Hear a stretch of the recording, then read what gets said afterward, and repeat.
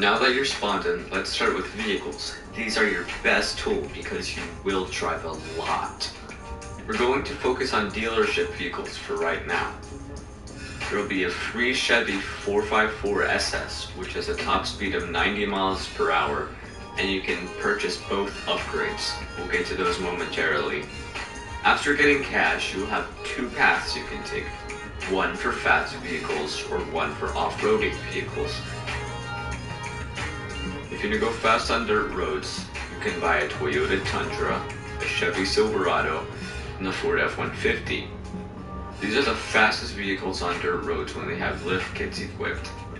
Or you can buy a Dodge Charger, the fastest vehicle in the game with a top speed of 125 miles per hour. I think this is a survivor's have a mesonet. After taking either of these paths, you should save up for your first chaser vehicle, which is ideally the Dominator 1. I'll explain these later. And now what mesonets and lift kits are. These are upgrades to your cars. To do this, head to the dealership, click on your car, click Garage, and purchase the one you want. Mesonets are devices on your car that read the wind speeds of where you are. Yeah, it crashed 3 times. If you're about to be lofted by a tornado. It is also a method of making money, which we'll get to soon. Lift kits are a modification you can equip on a truck to go faster on dirt roads. These can be useful as dirt roads can be found everywhere for shortcuts.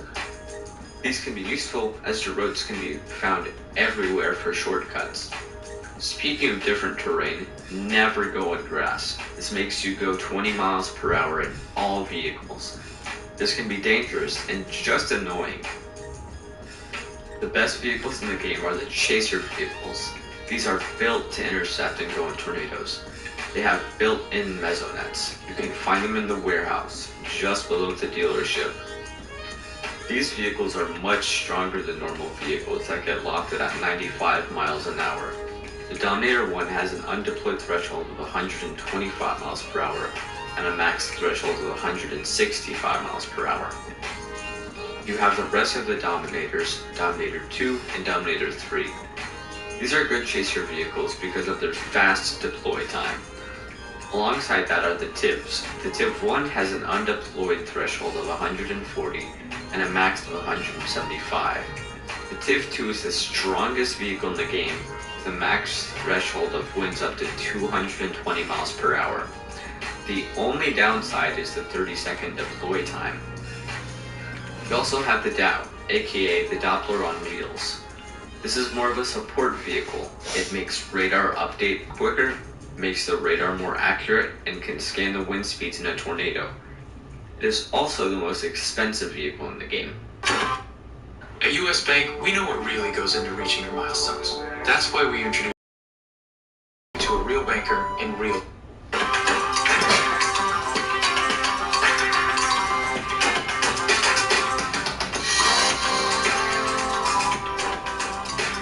Money.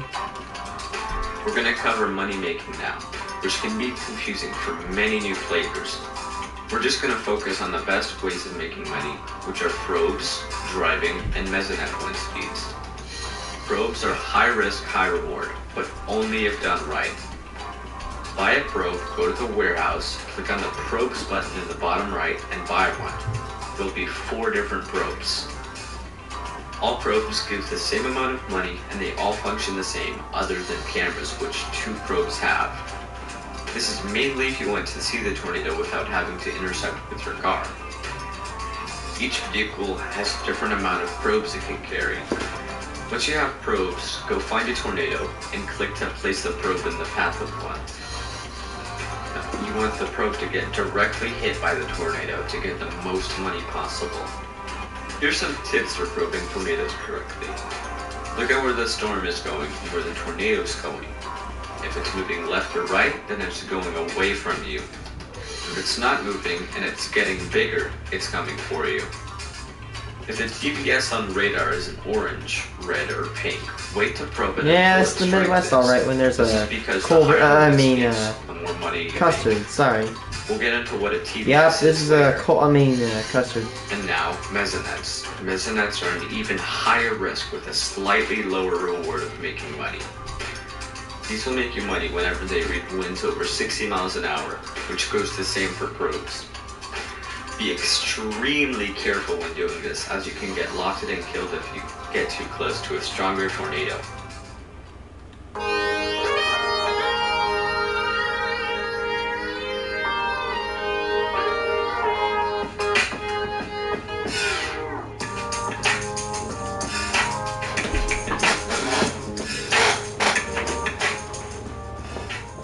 Moving on to thermodynamics, accessed by clicking the sun icon next to the Vehicles tab, these determine how strong the storms are going to be. The current day is always day 1. There are 6 different risks, going from low strength to high strength. In this Thunderstorm, slight, thunderstorm, marginal, slight, enhanced, moderate, and high.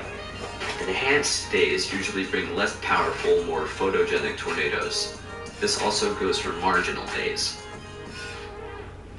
Now, moving on how to read everything below that.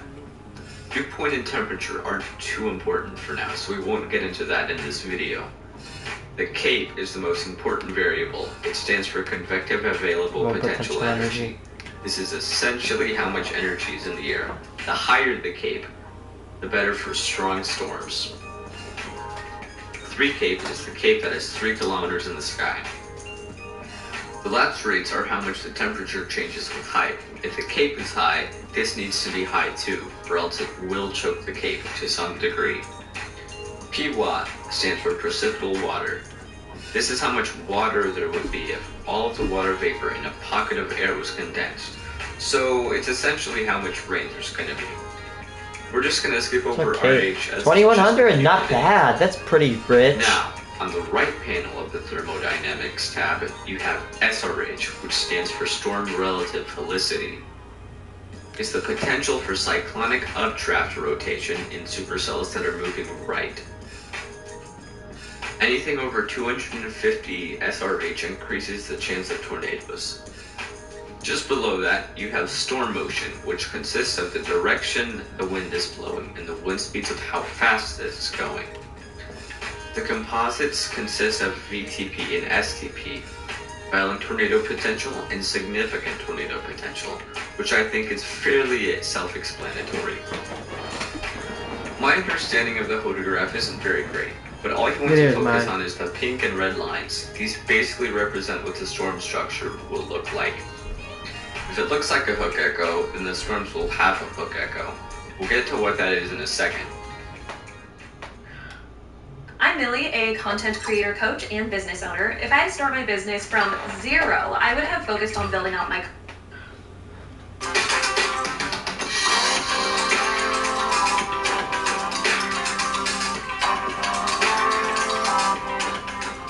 Your radar is your best friend in intercepting tornadoes and storms. It shows you where storms are and where you are.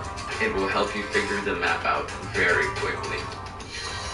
You can access it by pressing M for the most convenient experience, or you can click the radar icon on the top bar.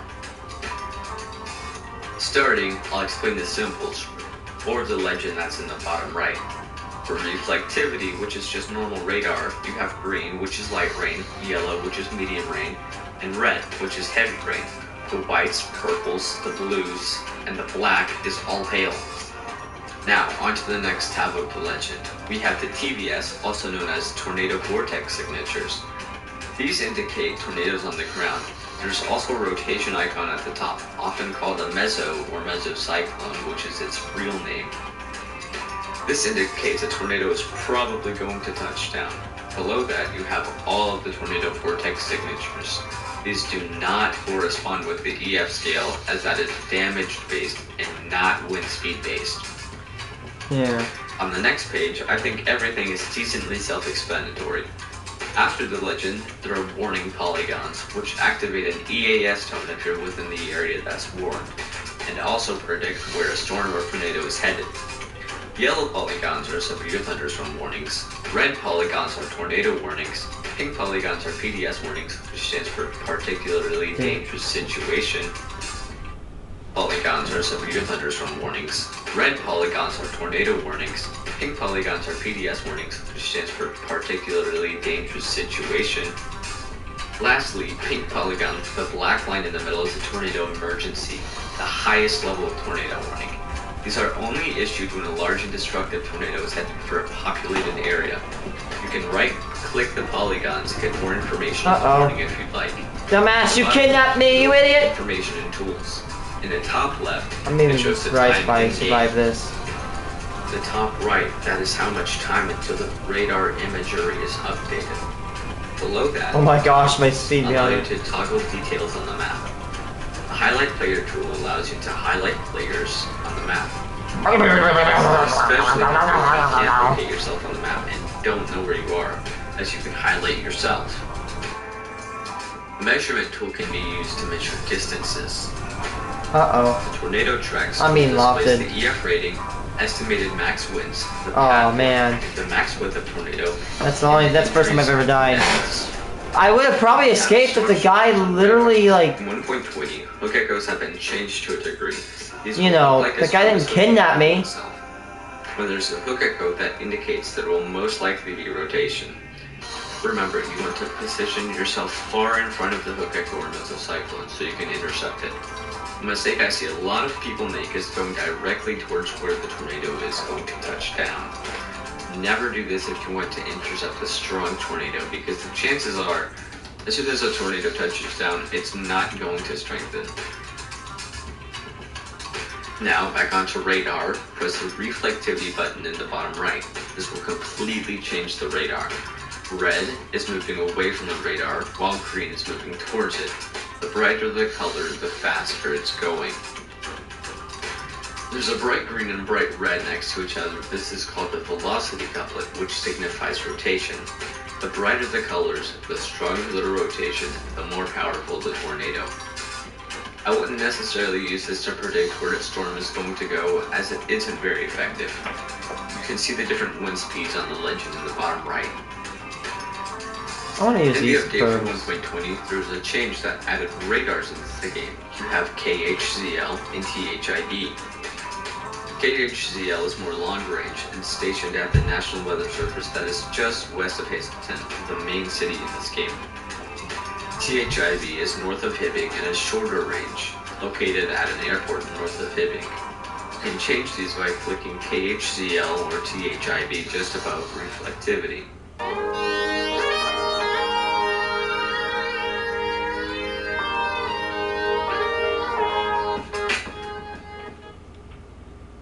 We all know that words have power. They set things in motion. Come And on, make us happy. dirt road! And this is our final section, Game Passes. At the time, Twisted has 9 different Game Passes. Infinite Fuel makes it so you never have to buy fuel at a gas station again. This can be enabled in settings in the top right. 2 times income doubles the income you make from driving, probing tornadoes, and mesonet wind speeds, along with every other method of making money. This is a highly recommended Game Pass if you enjoy the game. The starter pack gives $10,000 and a Ford Expedition XLT with mesonet equipped. Custom vehicle color allows you to fully customize the color of your vehicle. This can be accessed by going into the garage for your vehicle. This cannot be used on chaser vehicles. The chainsaw allows you to cut down trees in your path. It also rewards a slight amount of money for doing so. Skywarn Spotter Game Pass allows you to report different sized hail and different types of tornadoes. This Game Pass is still available, but the National Weather Service Game Pass mainly replaced it. The NWS, or National Weather Service Game Pass, allows you to place the warning polygons you see on the map. It also allows you to assess damage, which has to be done by a person. This changes the EF rating on the Tornado Tracks tool depending on the damage the tornado caused. The Drone Game Pass allows you to fly 1 mile from where you currently are before losing signal. This tool allows for cinematic shots and can help get a good look at a storm or tornado. These get pushed in the wind. The EMS Game Pass allows you to revive or declare NPCs dead after a strong tornado has passed. This also contributes to the injuries or death section in the Tornado Tracks tool, similar to the National Weather Service Game Pass. And that's the end of the video. Thank you for watching. If the video was helpful, please leave a like.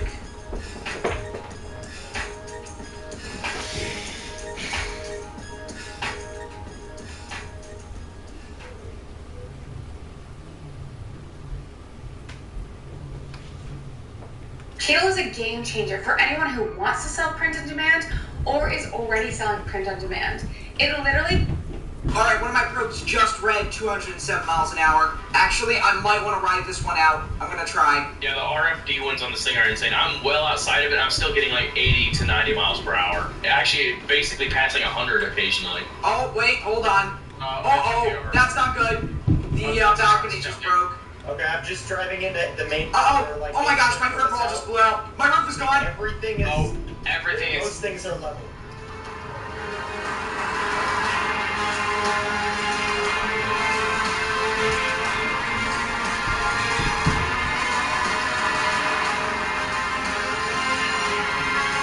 What? Why is there a stop sign in the middle of nowhere? That's so random.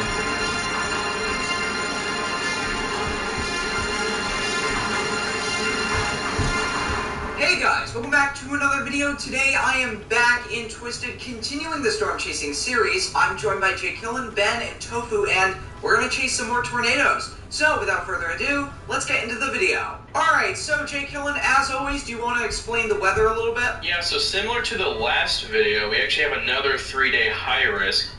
For day 1, we actually have I guess like a pretty decent high risk. We have Cape that is in the range of around 3,500, which is actually pretty excessive. Temperatures at 79 degrees, dew points at 61, so it's not like super high for dew points, but it is still quite enough, I'd say. For the lapse rates, it's not like super high either, but at the same time, it's basically favorable. For precipitable water, it is pretty high. It's approaching 1 3/4 of an inch, and for relative humidity on the surface, it's actually pretty low still. For SRH, we have 445 SRH, storm motions at 63 miles per hour to the east, and STPs at 7, BTPs at 2. And looking at the hodograph, we do have a pretty nice kind of arc shape, but the way that it is kind of like positioned, it kind of reminds me of like a Dixie Alley-esque type hodograph, where it's like you don't have like a robust kind of sickle, it's kind of like a stretched sickle. And then like a strong veer back that kind of just goes off wherever. Alright, so thank you, Jake Killen, and we've already got a storm, so let's get chasing. And I guess, do you want to lead, Jake Killen? Yeah, let me close my doors and we should be ready to go. Alright, sounds good. Now, you mentioned Dixie Alley. Do you want to explain to the audience what that is? Yeah, so It's an area located like Mississippi area. To, I guess the terms like what Tornado Alley is. It's a baby Tornado Alley, you have like the main central area for what's known for tornadoes, like in Oklahoma, north part of Texas, Kansas, and all those like kind of central states. Dixie Alley is kind of the southern states, like that includes like Mississippi, Alabama, parts of Georgia, Tennessee, basically in that sort of southern region, I guess north of where the Gulf of Mexico is. Wow, look how thick this rain is. You can't see a single very thick rain and hail. Yeah, let's take a look at radar, and it looks like we do have some sort of rotation. It's directly over Funkley, moving northeast towards Hazleton. Yeah, that might not be good. Not at all. This way. Yeah, we rarely actually get to see tornadoes head towards Hazleton super early in the chase. So I'm going to turn this way, head south, and wow, we've got a lot of wind going on. Yeah, I think we're getting battered by straight line winds. I'm actually going to go ahead and pull over a Tomcat Performance and wait it out. Oh my gosh. Almost 90 miles an hour. Yeah, it's crazy. I got a visibility on it. It's a big wedge. Really? Oh yeah, I see that too. Dorothy. It's got a huge wall cloud on it too. Oh my god. Jake Killen, what should be our game plan? I'm gonna go east on Keystone 53, trying to race towards that road that goes north through Welchville, or at least try to get close. If not, I might turn around and come back up north to Hazleton. Alright, I'm gonna get going. I do see the tornado now. Oh, my Subaru. Yeah, I do have a Subaru, look. Wedge. So, I'm gonna turn here, and I'm gonna see if maybe I can drive up on one of these roads over here. Oh, I can go way faster. Yep, this is the vehicle I need. There is actually We drive a culture No, they're in the game. Yeah, this Subaru is way better. To the newest independent business owner, we are focused on the collective we at Amway. This all comes back to our company. a slight debris ball, I think. I can confirm that. Yeah, this is way better. I'd honestly chase in a Subaru because Subarus are very safe.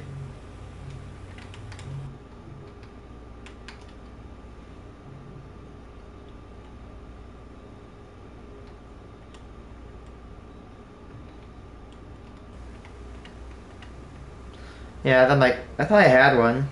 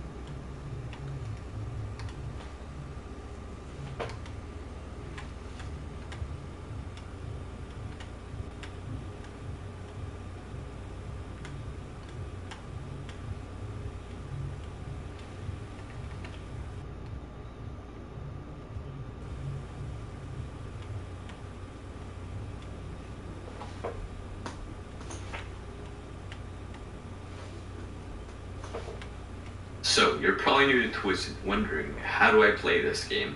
Well, I'll explain it in depth. Before we get... So, you're probably new to Twisted, wondering, how do I play this game?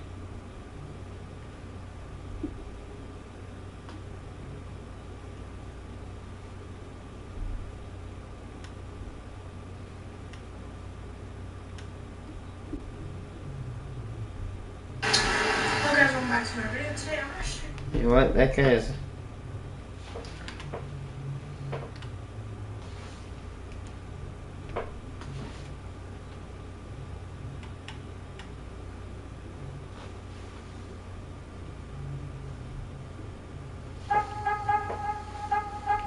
Jesse, what? That's okay. That's gonna be a big tornado. Holy cow. Main JBS. Oh, there goes the house. There goes the second story. 152. Oh god! Oh my gosh, I'm rolling. I'm sliding. Oh, there we go. And gas station's gone, by the way. Yeah.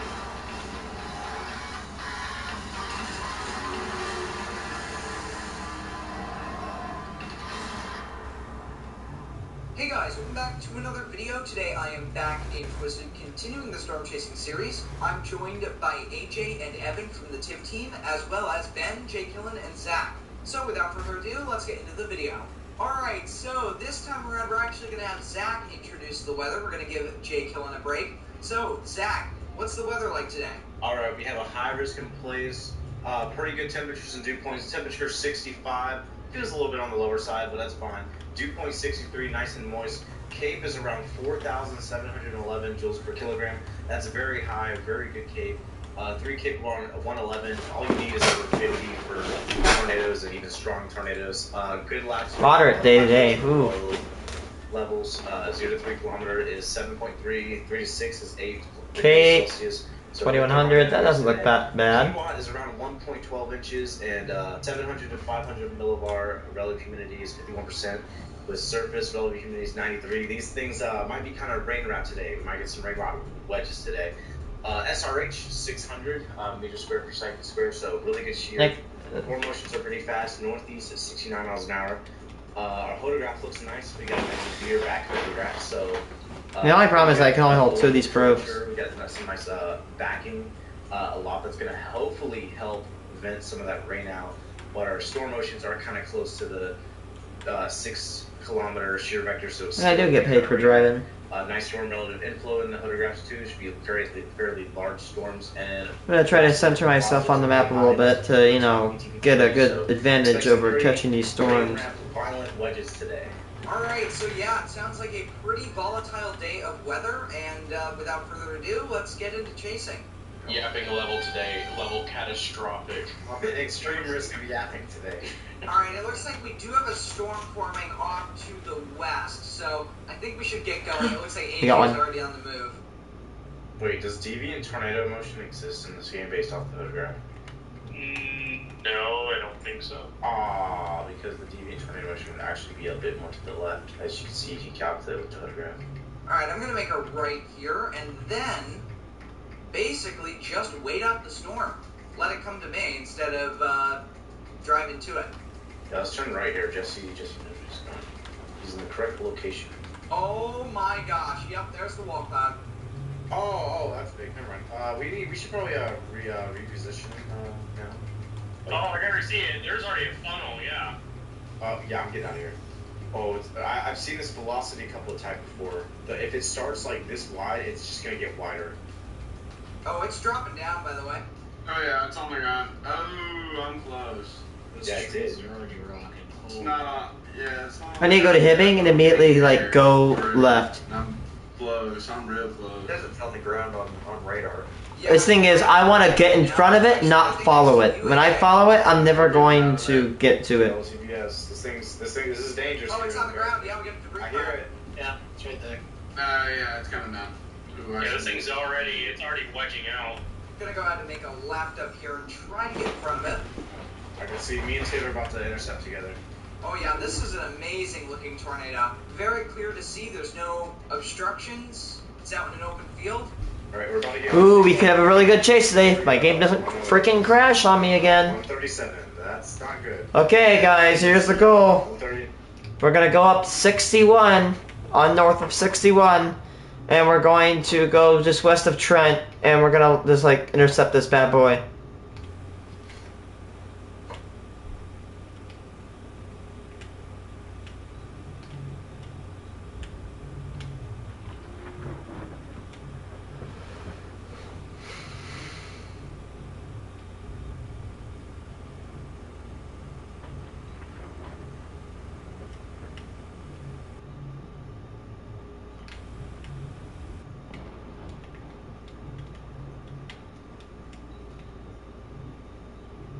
I don't see any rotation here.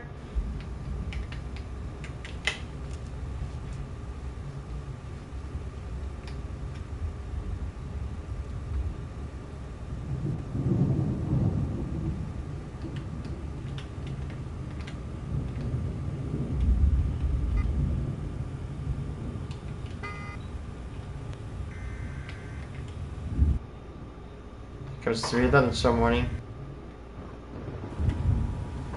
Let's blast north and then go east, like on 10 or 53. Yeah, I get less probes. So honestly, I think I'd rather kind of go a little bit faster right now. I need speed.